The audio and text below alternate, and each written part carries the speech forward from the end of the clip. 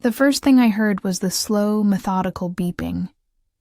A rhythm not my own, but close enough to tether me back to consciousness.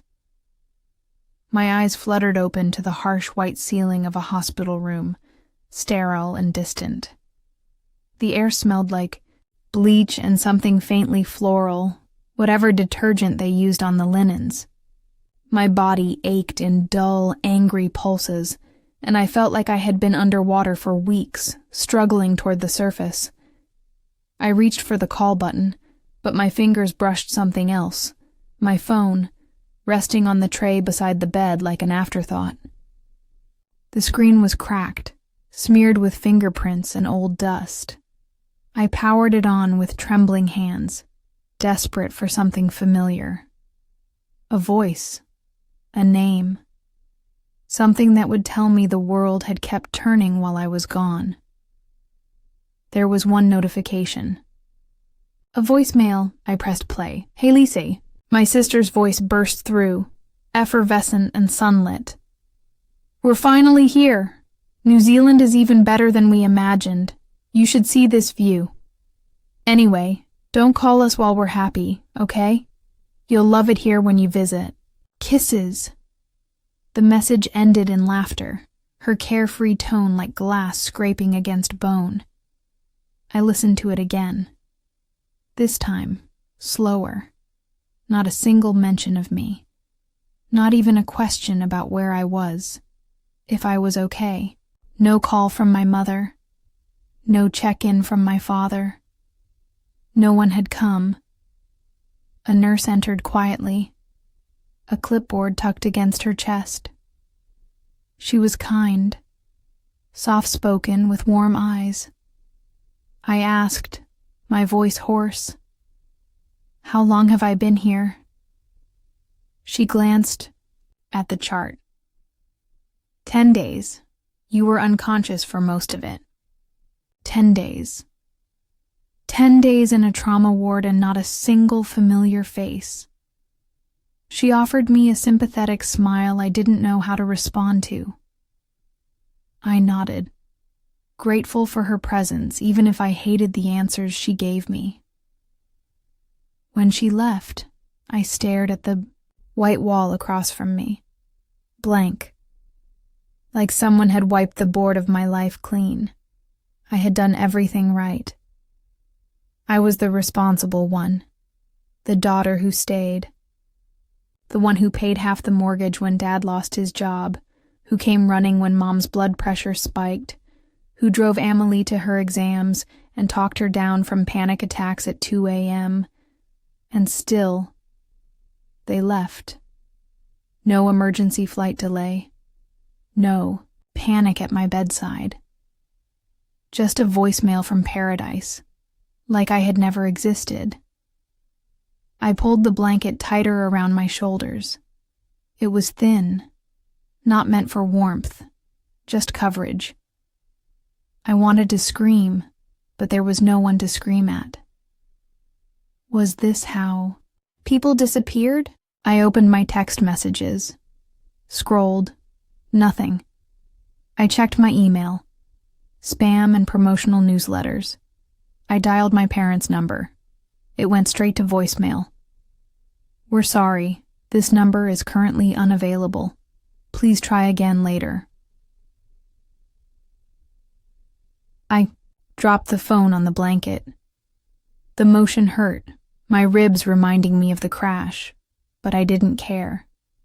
My mind flashed to the night it happened. Headlights, rain, the sound of metal folding in on itself. And then, nothing. It would have been so easy for them to find out. A call from the hospital, a news report, maybe even a mutual friend. They knew. They had to know. They left anyway. The ache in my chest wasn't just physical, it was something deeper.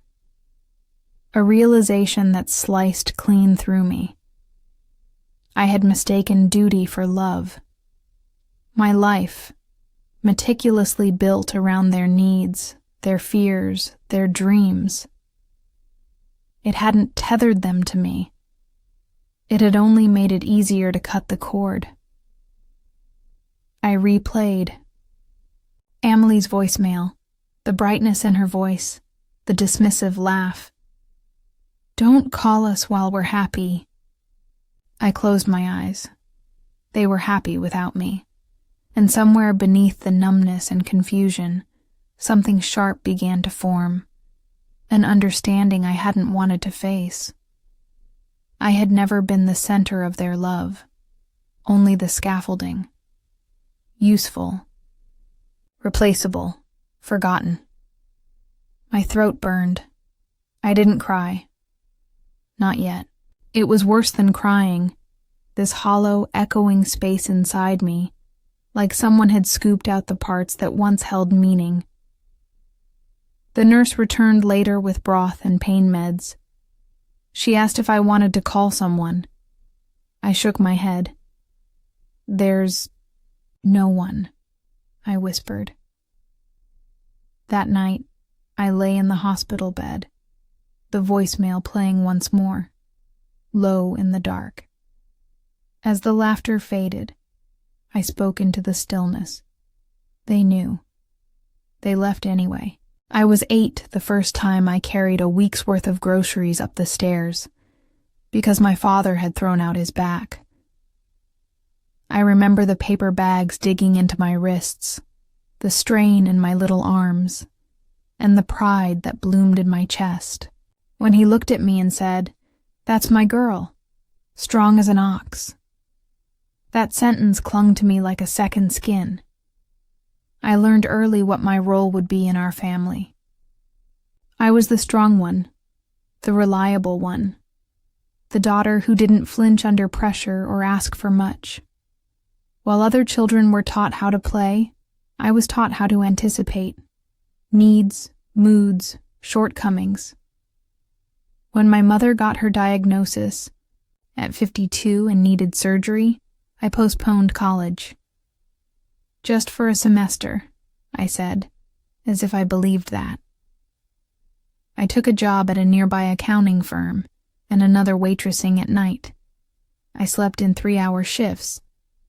My sister, Amelie, was still in high school then, delicate, dramatic, adored. They called her their little hummingbird, all color and motion. I was the scaffolding that let her fly. Every time I got tired, they reminded me how proud they were. "You've always been the strong one, Elise," my mother would say, tucking a few stray hairs behind my ear like that made up for everything. Amelie cried over test scores and art rejections and boys who didn't text back. When she got fired from a retail job for being late, our parents took her out for ice cream to cheer her up. When I got promoted, they asked if I could start contributing more to the utilities. I never protested, not once, because I had been raised to believe that love was earned through sacrifice, and that the only thing more selfish than asking for space was taking it. My life became a checklist of quiet responsibility. When Amelie struggled through college, I helped pay her tuition. When my father lost his job, I covered the mortgage for over a year. When my mother fell into a depressive spell she didn't name, I picked up her medications, canceled my vacation days, and sat on the couch, beside her holding her hand in silence. I had a dream once, though I buried it so long ago it almost feels like fiction now. I wanted to study art, real art, not the kind you do in margins between spreadsheets. I used to sketch in the quiet hours between work shifts, let my pencil dance in corners of scrap paper and napkins. I'd fill whole pages with imagined cities, people I'd never meet, ocean scenes I'd never visit. They called it a sweet little hobby. I packed my sketchbooks in a shoebox under my bed the day I turned 25. When my parents announced they were planning to retire abroad, I smiled and told them it sounded exciting. New Zealand, my father beamed. Clean air, mountains, the sea. They looked young again when they said it, as if the burdens they carried were suddenly light. I helped them sort documents. I filed their change of address forms. I even threw the retirement party, booked the cake myself. They were going to leave in 3 days. And then, the crash. It had been raining. I remember that much. I'd left the office late, exhausted. I remember headlights, the wet screech of tires, and then silence. When I woke in that hospital room 10 days later, everything had already changed. In those days leading up to their flight, I had called them twice and texted once. On the night of the accident, just before I left work, I called again, just to say goodbye, just to wish them well. The voicemail clicked on. I left a short, stumbling message. Hope your flight goes smooth. Love you. Talk when you land. I never got a call back. The voicemail from Amelie, days later, was the only message waiting for me. There were no flowers with their names on the card. No mention of my accident in their social media posts. They had been tagged in travel selfies, wine tastings, mountain views, smiling in sunsets, laughing on hikes. When I watched the videos, I barely recognized them. Not because they were strangers, but because they looked so free. That's when the shame began to turn into something else. Not anger, not yet, but recognition. A quiet horror, like realizing the house you'd built your life inside was never actually yours. I hadn't been cut off in one clean motion. No, this was a slow abandonment, years in the making. They hadn't betrayed me all at once. They had been leaving me inch by inch, the way shadows stretch when the sun sets. The accident was just the final permission they needed. They were gone. And I had never really belonged to begin with. I remembered once, when I was 16, staying up all night to bake Amelie's birthday cake because Mom had the flu. I made it from scratch, piped flowers across the top, and when she saw it, she smiled and said, "Did you buy this from the bakery?" I never corrected her. I remembered standing in line at the post office last year, mailing their visa documents overnight, sweating through my blouse on my lunch break so they wouldn't miss their deadline. I hadn't even asked them to reimburse the postage. Now, all I could think about was that shoebox under my bed, the one with the sketchbooks I hadn't touched in years. Dust-covered dreams, still waiting, long after the people I carried them for had let go of me. I thought of something the nurse said, almost offhandedly, while checking my IV line. "You keep breathing like someone who's holding in something too big." She had no idea. All these years, I'd been waiting for the people I loved to choose me, not out of obligation, but out of the same fierce loyalty I gave so freely. I had confused being needed with being loved.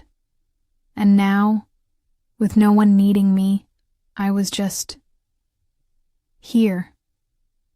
Broken ribs, bruised skin, and an emptiness I couldn't name. Maybe it had never been love at all, just convenience. But if that was true, if everything I had poured myself into was a one-sided equation, then what had I given my life away for? I closed my eyes and let that question settle like dust in a long-forgotten room. There was no answer. Not yet. The taxi dropped me at the curb of a house that wasn't mine, in a neighborhood I'd never visited before the accident. I stepped out slowly, the ache in my side flaring with every movement, the borrowed hospital bag cutting into my shoulder. My friend Nora met me at the door with a hesitant smile, the kind people give when they're being generous, but don't know what you'll cost them yet. Her guest room had beige carpet and a mismatched lamp. A floral comforter covered the twin bed. There were scented candles on the dresser, half burned, and a shelf of self-help books whose titles made me want to scream. I set my things down, like I was unpacking shame. The hospital had discharged me, with the standard folder of instructions: physical therapy exercises, medication schedule, emergency contacts. But there was nowhere to send me. My apartment lease had ended when I moved back in with my parents last year to help them downsize. That house? Sold. Quietly, efficiently. My name had never been on the deed, only the bills. When I finally checked my email, there it was. A short, chirpy message from my mother. "Hi, Elise. Hope you're on the mend. New Zealand's been great so far. We're still getting settled. Let's catch up when things calm down. Love, Mom and Dad." No forwarding address, no phone call. I read it 3 times, trying to decide whether I was numb or just suspended between reality and some grotesque dream version of it. I replied only once. "I'm out of the hospital. Nowhere to go. You left." No response came. The next days passed in a haze of painkillers, half-eaten toast, and sleep that never quite rested me. Nora worked long shifts. I barely saw her. She left notes on the fridge with cheerful exclamation points that made me feel lonelier than silence. It wasn't until I tried to check my bank account that the real unraveling began. The joint account. I'd shared with my parents, the one we'd agreed would help cover emergencies, house repairs, family expenses, had been emptied. Closed, actually. The statement said the final withdrawal had been made 3 days after my accident. The login now required 2-factor authentication, a text to a number that wasn't mine. I spent an hour tearing through old emails and scanned PDFs. That's when I found it. A transfer of property. A legal document dated a month before the move. The family house, signed over to Amelie. I wasn't even listed. I thought of the Christmas photo we took last year. All 4 of us squeezed onto the couch, in matching pajamas. I'd framed it, given it to them in a handmade card. When I looked it up online, I saw the version they'd posted on Facebook. I wasn't in it. Cropped clean out. The spiral came fast after that. I stopped eating. The sound of forks scraping plates made my teeth hurt. My body felt foreign, a shell of obligation wrapped around hollowed-out purpose. I couldn't work. My job had let me go after exhausting medical leave. The HR email had been polite, impersonal. Some nights I couldn't sleep at all. I stared at the ceiling, imagining them laughing in wine bars, hiking up coastal trails, sipping lattes in quiet cafes, telling strangers they had one daughter, the creative one. In Nora's guest room, I became a ghost. I borrowed a coat to go outside and saw myself in the mirror, pale, shrunken, half there. One night, I pulled out a pillow, pressed it to my face, and screamed. Not words, not names, just the sound of someone cracking open. And after, I lay there gasping, the silence louder than it had ever been.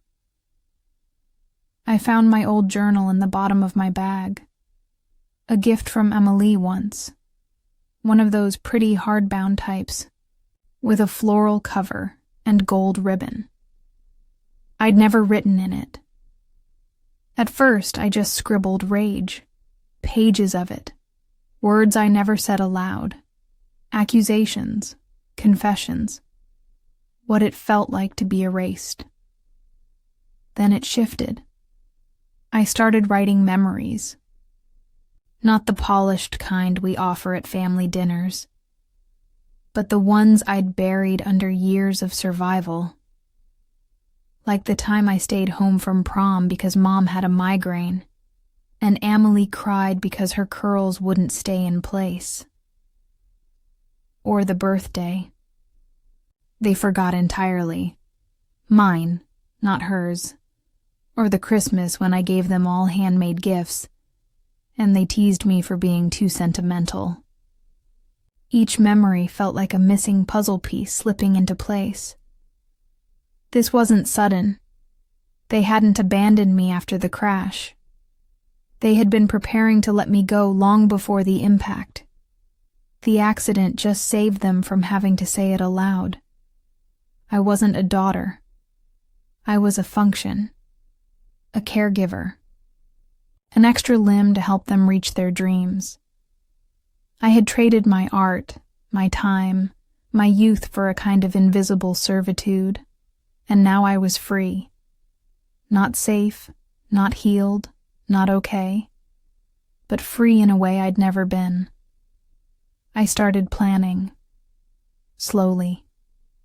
First, apply for emergency assistance, file legal claims, even if I wasn't sure they'd go anywhere. Set up a private checking account in my name only. Second, list out what I knew, the account numbers, the timelines, the subtle manipulations dressed as family discussions. I wrote everything down. Third, remember who I was before them. Before responsibility became a shackle. I pulled out my sketchbook. Not the shoebox one. That was lost. But Nora had pencils. I found them in a drawer by the window. I sharpened one and stared at the blank page for 10 minutes. Then I drew. Not a masterpiece. Not even good. But mine. In that small act, lead to paper, idea to form, I felt the faintest ember of myself stir. I didn't have answers yet. I didn't have justice. But I had the beginning of a plan. And this time, it wasn't about holding them together. It was about reclaiming me. The town didn't have a name I recognized from childhood road trips or news maps. That was part of why I chose it. I'd found the listing online late at night, just before I lost Wi-Fi at Nora's, and booked it on impulse. A sublet for 3 months, cheap enough to pay in cash. No questions, no references, no lease. Just a woman named Judith, who left the key under a rock shaped like a sleeping cat.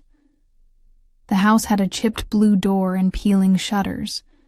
Ivy strangled the porch rail. The mailbox was dented, and the doorknob stuck unless you lifted and turned at the same time. But when I stepped inside, it smelled faintly of lemon oil and sea salt. I stood there for a long time, my hand still on the door, listening to the silence. No voices, no footsteps overhead. No one needing me to refill prescriptions or explain. A bank statement. It was the first time I'd lived entirely alone. I moved slowly those first days, my hip still stiff, the cane an extension of my arm. But I welcomed the ache. It reminded me I'd survived.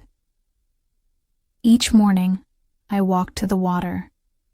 The beach was a 10-minute limp from the house, narrow and quiet, littered with driftwood and gull tracks. I watched the waves arrive and retreat, over and over, the sea never asking permission to take up space. There was something sacred about it, something that made my chest loosen, just a little.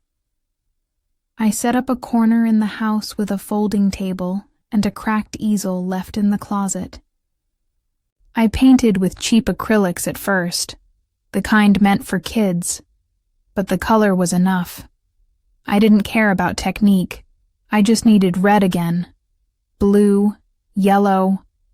I painted broken things, a cracked mug, a crow with a torn wing, a blue. Door against storm clouds. One afternoon at the local cafe, I saw a sign in the window. Part-time help needed. I went inside, mostly for the warmth and the smell of cinnamon. Behind the counter was a woman with silver-threaded hair pulled into a bun. Her name tag read Sam, and her eyes had the soft, steady look of someone who had known both beauty and grief. "I'm Elise," I said, voice thin from disuse. I saw the sign. She gave me a once-over, not in judgment but in quiet curiosity. Her gaze settled briefly on my cane. "You've done books before?" "Finance degree, 4 years at a firm, good with numbers, better with paint." I don't know why I said that last part, but she smiled. "Come back tomorrow. I'll show you the mural wall. I've been meaning to get someone to finish it." So I did. And for the first time in a long while, I woke with a sense of purpose. That wasn't born from guilt. Sam didn't ask why I was there, or where I'd come from. She gave me keys to the back door and left a box of pastries on my first day with a note. Welcome home, sort of. I nearly cried in the supply closet. The cafe became a rhythm, books balanced, receipts sorted. Hours quietly passed under the low hum of conversation and clinking cups. I painted late into the evening. Customers began to notice the mural. A tree with wind-blown branches leaves the colors of fire and dusk. "You're the artist," a little girl asked one day, wide-eyed. I smiled. Something like that. At night, I wrote letters I never sent. To my parents, to Amelie, to myself. Sometimes they were furious, blistering. Other times, I wrote with aching tenderness. Morning, the family I thought I had, I found my old sketchbook tucked in the bottom of my art bag. The one I was sure had been lost in the accident. The corners were warped. Pages rippled from some past spill. As I flipped through, a folded note fell out, my handwriting, younger, loopier. A letter to myself, written at 18. Don't let them name your worth. I sat down on the floor of the little blue house and cried until my ribs hurt. That night, I dug out the old emails, the documents I'd saved on a flash drive. I began reading with new eyes, tracing signatures, checking timestamps. Everything had been planned, down to the final withdrawals and property transfers. Amelie's name appeared over and over. They hadn't just left. They'd erased me on paper before they ever boarded the plane. And now, I was beginning to understand what that meant, legally, financially, maybe even criminally. But I didn't rage this time. I didn't scream. I made tea. I curled up on the sofa with my journal and began to map it out, step by step. This wasn't just about what they did. It was about what I would do next. The ocean whispered in the distance, steady and ceaseless. I was not gone. I was not nothing. I was returning. The first time I realized I could know everything, I was sitting at the old cafe counter with a chipped coffee mug, half listening to the hiss of the espresso machine, and half immersed in a module titled Ethics and Fraud in Personal Finance. The course had started on a whim, a link that popped up in a forum I joined for financial abuse survivors. But the more I read, the more I felt something rearrange inside me. Knowing wasn't just comforting, it was power. Each lesson sharpened me. I learned how to read legalese, how to trace digital paper trails, how a name forged on a consent form could ripple across bank accounts, property deeds, tax records. I learned how people justified it, families especially. She won't miss it. She's always been the strong one. It's still in the family. I started building timelines, spreadsheets, annotated PDFs. I didn't have to break into anything. Everything I needed had already been handed to me in the email threads they never thought I'd bother rereading, the bank apps Emily forgot to log out of on my old phone. Little things. But together, they formed a constellation of intent. Emily had posed as me to move money. She'd used my login to approve a wire transfer from the shared account to an investment opportunity that didn't exist. My mother had signed documents in my name, the ones that finalized the sale of the family home. I wasn't just left behind. I was liquidated. But here's the thing. I didn't feel rage anymore. I felt clear. Every night, I added more to the manuscript. At first, it had been just a journal. Now it had chapters, voice, weight. It wasn't just a collection of pain anymore. It was a roadmap, a narrative of awakening, a warning. Sam caught me printing a draft one afternoon. "You going to publish?" "That?" she asked, leaning over the stack. "Maybe," I said, smiling. "After one last thing." She nodded, as if she knew I didn't mean vengeance. Not exactly. I meant closure, or at least truth delivered with my own voice. I went home that night and wrote a letter to Emily. No threats, no demands, just the kind of letter that lands with the weight of everything unsaid. Dear Emily, you don't have to lie. I know it, all now. The accounts, the signatures, the way you stood beside Mom while she erased me. I used to think I'd done something wrong, that I wasn't lovable enough or soft enough, that if I'd cried louder, maybe they wouldn't have left. But now I know it was never about my absence. It was about my usefulness running out. I'm not coming to reclaim what you took. I've already taken it back. In truth, in clarity, in peace. I just wanted you to know. I'm still here. I'm not broken. And I remember everything. Elise, I didn't send it. Not yet. But I printed a copy. Folded it. Slipped it into my travel bag. The next morning, I bought a ticket to New Zealand. It felt almost surreal, boarding a plane not in service of someone else's need, not because someone begged or needed me to show up and fix things. I wasn't arriving as the forgotten sister. I wasn't coming to beg for love or plead for an explanation. I was coming as myself. My passport still listed me as Elise Montgomery. But somewhere between the quiet beach and the blue door, I had become someone else entirely. Not a daughter, or a provider, or a placeholder. I was a woman who had survived being erased, and learned how to write herself back in. On the plane, I read over the manuscript again, I had titled it, The Quiet Art of Knowing Everything. It wasn't a revenge memoir.